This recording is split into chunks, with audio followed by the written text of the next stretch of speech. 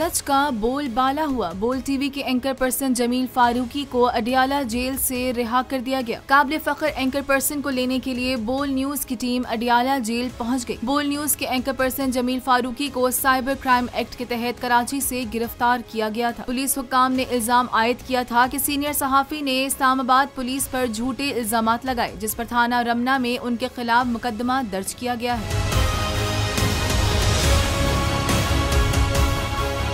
जमील फारूकी को आज special duty जज रक्षंदा शाहीन ने जमानत पर रिहा करने का हुक्म जारी कर दिया। इसके साथ साथ बोल न्यूज के एंकर पर्सन को 1 लाख रुपए के जमानती मचल के जमा करवाने का भी हुक्म दिया गया था। अदालती एहलकार जमील फारूकी की रिहाई का फैसला लेकर अडियाला जेल पहुंचे थे।